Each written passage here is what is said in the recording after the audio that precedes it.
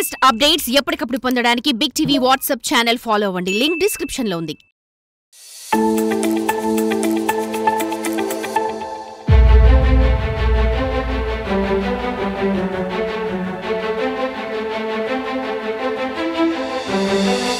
నల్ల బంగారంతో వెలుగుల ప్రస్థానాన్ని ప్రారంభించిన సింగరేణి సోలార్ సిరులను ఒడిసి పట్టుకొని పర్యావరణ హితమైన విద్యుత్ ఉత్పత్తి దిశగా వేగంగా అడుగులు వేస్తుంది.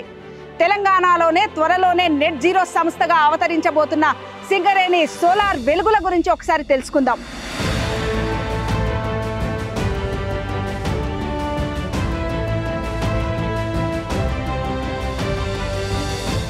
కొత్త సాంకేతిక పరిజ్ఞానాలను అందిపుచ్చుకోవడంలో సింగరేణి ఎల్లప్పుడూ ముందంజలో ఉంటుంది. ఇప్పటికే అండర్ గ్రౌండ్ ఓపెన్ కాస్ట్ బొగ్గు తవ్వకాల్లో ప్రపంచంలోనే అతిపెద్ద ప్రభుత్వ రంగ బొగ్గు ఉత్పత్తిదారుగా ఉన్న కోల్ ఇండియా కంటే ముందుగానే అధునాతన టెక్నాలజీని అందిపుచ్చుకున్న సింగరేణి ఇప్పుడు గ్రీన్ ఎనర్జీ దిశగా దృష్టి సారించి సౌర విద్యుత్కి పెద్దపీట వేసింది.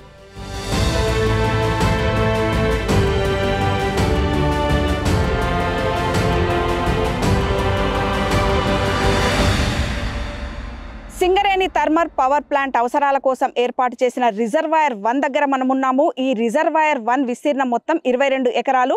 ఈ 22 ఎకరాల విస్తీర్ణంలో 17.5 ఎకరాల విస్తీర్ణంలో 5 మెగావాట్ల సామర్థ్యంతో ఫ్లోటింగ్ సోలార్ ప్లాంట్ను ఏర్పాటు చేశారు. దీనివల్ల నిత్యం కూడా విద్యుత్ జనరేట్ అవుతుంది. 300 రోజుల పాటు అంటే 365 రోజుల్లో 300 రోజుల పాటు ఇక్కడ విద్యుత్ జనరేట్ అవుతుంది ఈ సోలార్ ఫలకల ద్వారా. అంతేకాదు పక్కన రిజర్వాయర్ 2 కూడా ఉంది. ఆ రిజర్వాయర్ 2లో కూడా త్వరలోనే 10 మెగావాట్ల సామర్థ్యంతో మరో ఫ్లోటింగ్ సోలార్ ప్లాంట్ కూడా ఏర్పాటు చేయబోతున్నారు.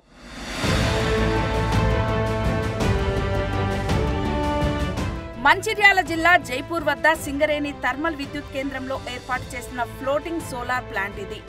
నోవాస్ గ్రీన్ కంపెనీ దేశంలోనే తొలిసారిగా గ్లాస్ టు గ్లాస్ టెక్నాలజీ ద్వారా దీన్ని ఏర్పాటు చేసింది. బొగ్గు పరిశ్రమల్లో ఇప్పటి వరకు ఎక్కడా చేయలేనిది సింగరేణి ఈ ప్లాంట్ ద్వారా చేసి చూపించింది.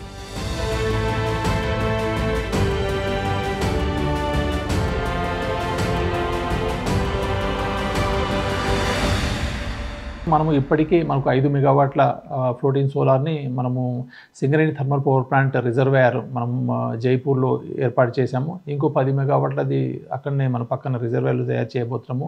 దాంతోపాటు మనము సోలార్ తెలంగాణ రాష్ట్రం చూస్తే చిన్న రాష్ట్రం అయ్యేసరికి మనకు బయట ల్యాండ్ దొరకడం అనేది చాలా కాస్ట్లీ అయిపోయింది. ఈవెన్ మనం చిన్న గ్రామానికి వెళ్ళినా ఒక ల్యాండ్ వాల్యూ విలువ 20 లక్షల కంటే ఇక్కడ తక్కువ లేదు. కాబట్టి మనకున్న రిజర్వాయర్స్లో లోయర్ మ్యానర్ డ్యామ్ కానీ మల్లన్న సాగర్ కానీ దాంతోపాటు మిగతా రిజర్వాయర్ పైన కూడా ఒక స్టడీ చేయించేసి ఫ్లోటింగ్ సోలార్ని ఈ మన్ని రిజర్వాయర్లో దాకా ఒక 1000 మెగావాట్ల దాకా చేయడానికి అవకాశం ఉంది.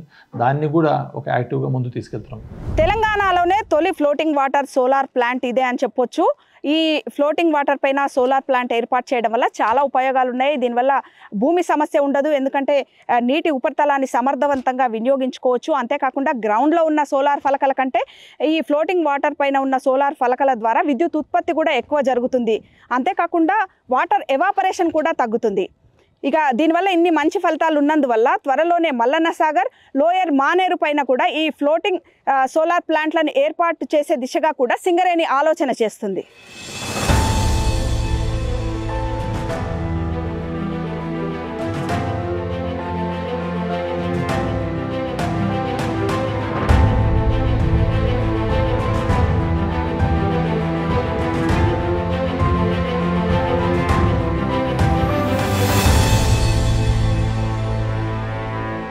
ఫ్లోటింగ్ వాటర్ పై సోలార్ ప్లాంట్ ఏర్పాటు చేయడం వల్ల ఈ ప్యానల్స్ అన్నీ కూడా నీళ్లలో పడిపోవా అనే సందేహం అయితే వస్తుంది. అయితే ఇందుకు గాను మొదట ఫ్లోటర్స్ అనే వాటిని ఫిట్టింగ్ చేస్తారు. ఈ ఫ్లోటర్స్ అనేవి ఫిట్టింగ్ చేసిన తర్వాత ఐరన్తో కూడిన మోరింగ్స్ ఫిట్ చేస్తారు. వీటి తర్వాత సోలార్ ప్యానల్స్ని పెడతారు. దీనివల్ల గాలి దుమారాలు వచ్చినా కూడా ఈ ప్యానల్స్ ఎటు అటు జరగకుండా ఉంటుంది.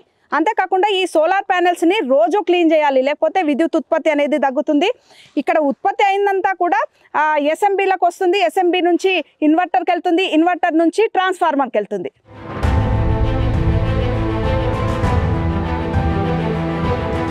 సోలార్ ప్యానెల్స్లోని ఫోటో వోల్టాయిక్ కణాలు సౌరశక్తిని విద్యుత్ శక్తిగా మారుస్తాయి.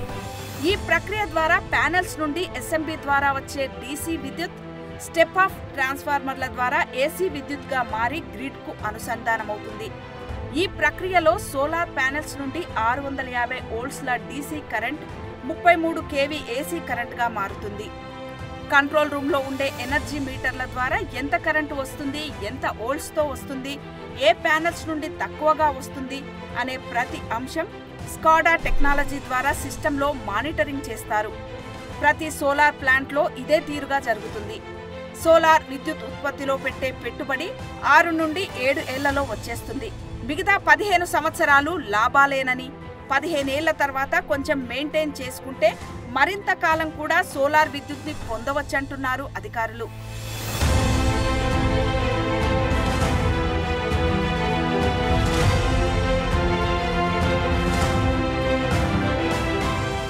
తెలంగాణలో బొగ్గు ఉత్పత్తితో 6 జిల్లాల పరిధిలో 11 ఏరియాల్లో విస్తరించిన సింగరేణి జైపూర్ థర్మల్ పవర్ ప్లాంట్తో థర్మల్ విద్యుత్ ఉత్పత్తి చేయడంతో పాటు తన సంస్థ పరిధిని క్రమంగా పర్యావరణ హిత విద్యుత్ ఉత్పత్తి దిశగా విస్తరించుకుంటూ పోతుంది.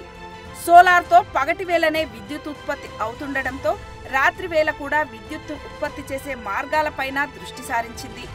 ఇందుకు గాను పంప్డ్ హైడ్రో పవర్ టెక్నాలజీని ఉపయోగించుకొని వాడుకలో లేని ఓపెన్ కాస్ట్లలో నీటిని నింపి వాటిని మోటార్ల సాయంతో పైకి తోడి అదే నీటిని కిందికి వదిలే క్రమంలో టర్బైన్లను ఏర్పాటు చేసి విద్యుత్ని ఉత్పత్తి చేసే దిశగా యోచిస్తుంది.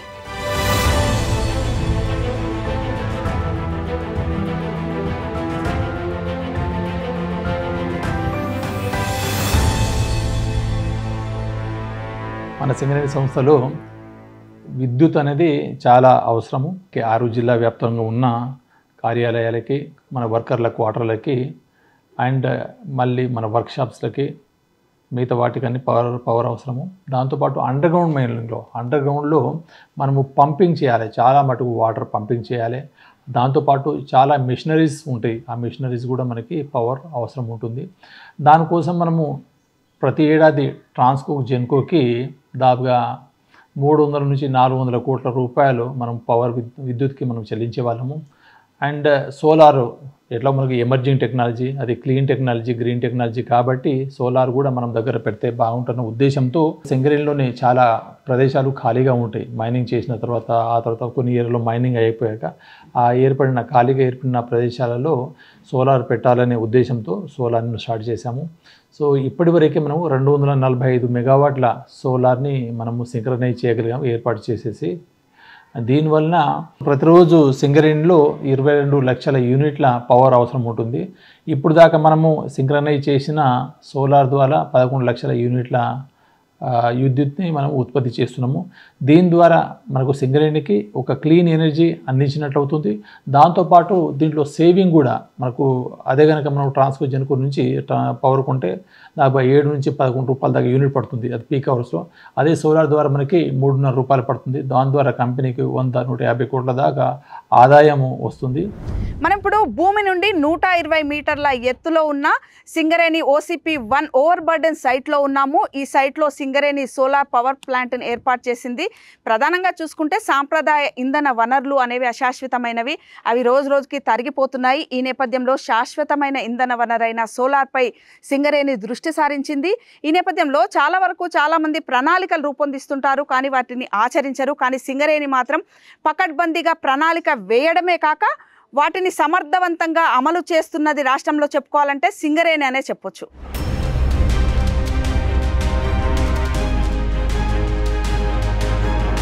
సొంత అవసరాలకు సోలార్ విద్యుత్ ఉత్పత్తి సరిపోయిన తర్వాత రాష్ట్ర అవసరాలకు కూడా సోలార్ విద్యుత్ ఉత్పత్తిని చేసే దిశగా ఆలోచిస్తుంది సింగరేణి.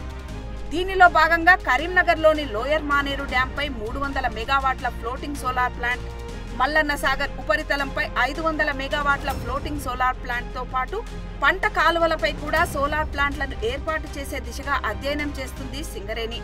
ఇవన్నీ ఆచరణలో పూర్తయితే రాబోయే రోజుల్లో మన రాష్ట్ర అవసరాలకు సింగరేణి ద్వారా పెద్ద మొత్తంలో గ్రీన్ ఎనర్జీ దొరుకుతుంది.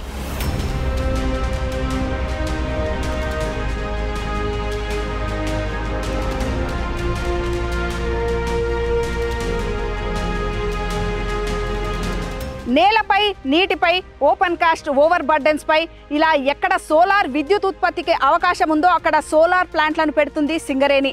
తొలి దశలో భాగంగా 300 మెగావాట్లు, మలి దశలో భాగంగా 232 మెగావాట్ల సోలార్ విద్యుత్ ఉత్పత్తి ప్లాంట్లను ఏర్పాటు చేసింది. దీనిలో భాగంగా 246 మెగావాట్ల సోలార్ విద్యుత్ ఉత్పత్తి ప్లాంట్ల నుండి ప్రతి ఏటా 350 మిలియన్ యూనిట్ల విద్యుత్ ఉత్పత్తి అవుతుంది.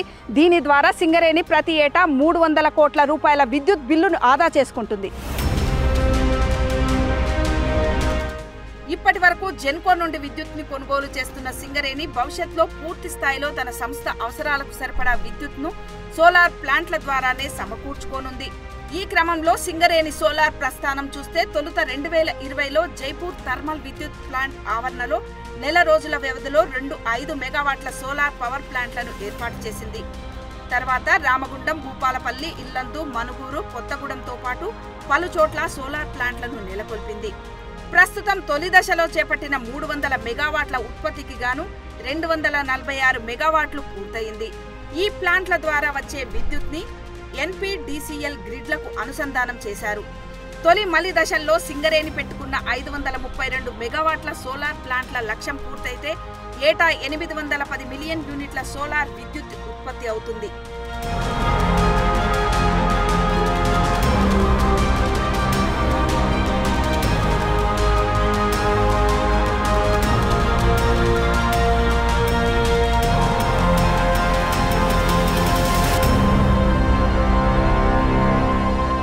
ఇప్పటికే మనము కోల్ మైనింగ్ మొత్తము నెట్ జీరో అయిపోయింది. ఓన్లీ మనకు థర్మల్ పవర్ ప్లాంట్ ఉంది కాబట్టి దాన్ని కూడా నెట్ జీరో చేయాలంటే 550 మెగావాట్ల మనకు సోలార్ ఏర్పాటు చేసి ఉండాలి. ఇప్పటికే 245 మెగావాట్స్ అయింది. ఈ 540 మెగావాట్స్ యూనిట్ని నెక్స్ట్ ఏప్రిల్ మే వరకు 2025 మే జూన్ వరకు ఏర్పాటు చేసేసి సింగరేణి ఒక నెట్ జీరోని అచీవ్ చేయగలుగుతుంది. దాంతోపాటు ఫర్దర్ ఈ 245 మెగావాట్లు ప్లస్ 550 మెగావాట్ ఏదైతే మనం ఏర్పాటు చేయవలసినామో ఓన్లీ అది క్యాప్టివ్ యూజ్ కోసం వస్తుంది. ఫర్దర్ కంపెనీ తన అవసరాలు కానీ ఫ్యూచర్ అవసరాల కోసము మనము సోలార్ని కమర్షియల్గా వెళ్ళడము అంటే ఎక్కువ ఒక 500 మెగావాట్లు 1000 మెగావాట్లు ఏర్పాటు చేయాలని చేయడము. ఇప్పటికే మనము రాజస్థాన్తో MOU చేద్దామన్న ప్రతిపాదన ఉంది. అది ప్రభుత్వ అనుమతితో ముందుకు వెళ్తాం. ఒక 1500 మెగావాట్ల దాకా అదొకటి ఉంది. దాంతోపాటు మనం pumped storage hydro power plant ఎల్లందులో ఒక 100 మెగావాట్లను గుర్తించాము. దాంతోపాటు రామగుండంలో 500 మెగావాట్ల విద్యుత్ ఉత్పత్తి చేసే సామర్థ్యం అక్కడ ఒక OB డంప్లో ఉంది. ఇప్పటికే క్లోజ్ అయిన మైన్లో దాన్ని కూడా మనము ఫీజిబిలిటీ రిపోర్ట్ చేసుకొని ఒక DPR దశలో ఉన్నాము. ఏదైనా ఒక సంస్థ తన అవసరాలకు పూర్తిగా గ్రీన్ ఎనర్జీపై ఆధారపడితే దాన్ని నెట్ జీరో సంస్థ అంటారు. ఈ దిశలో చూస్తే ప్రతి ఏటా సింగరేణికి 786 మిలియన్ యూనిట్ల విద్యుత్ అవసరం. సింగరేణి ఏర్పాటు చేసుకున్న సోలార్ విద్యుత్ ప్లాంట్ల వల్ల సగం విద్యుత్ భర్తీ అవుతుంది. మిగతా సగం కూడా త్వరలోనే భర్తీ చేసుకోబోతుంది.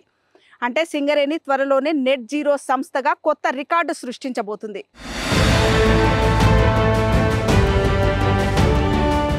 దేశంలో ఇప్పటి వరకు ఏ పబ్లిక్ సెక్టార్ కంపెనీ గానీ బొగ్గు ఉత్పత్తి సంస్థ గానీ నెట్ జీరో ఎనర్జీ బిల్డింగ్ సంస్థ కాలేదు.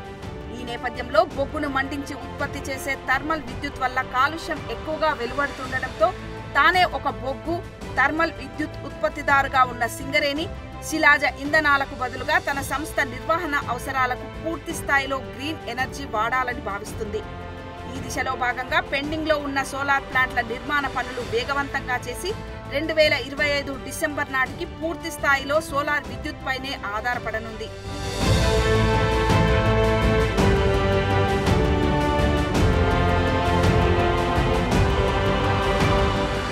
ప్రభుత్వము వచ్చే ఎనర్జీ పాలసీలో భాగంగా మనము 2031 నాటికి దాదాపు 20,000 మెగావాట్ల సోలార్ మన రాష్ట్రంలో మనం ఉత్పత్తి చేయాలా, ఆ ప్లాంట్ నెలకొల్పాలి.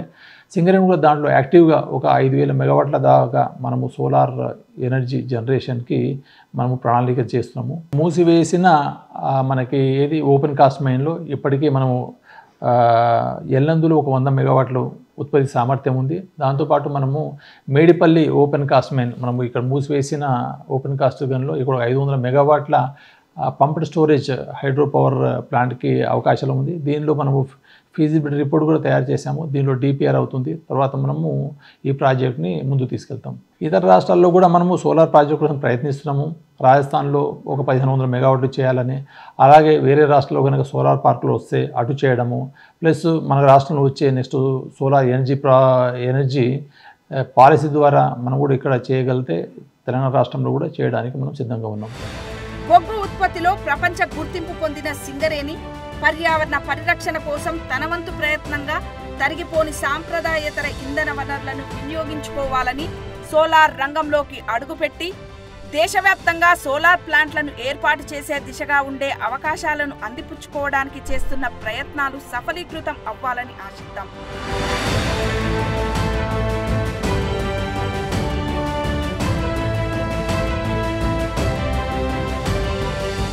ఎంత వాడుకున్నా తరగని అక్షయ సంపద లాంటి సోలార్ ఎనర్జీని సమర్థవంతంగా వినియోగించుకుంటూ సోలార్ హబ్గా మారుతుంది సింగరేణి. పర్యావరణ హితంగా సింగరేణి వేస్తున్న ఈ అడుగులు ఆదర్శనీయం. కెమెరామెన్ సతీష్తో రమ, బిగ్ టీవీ, రామగుండం నుండి.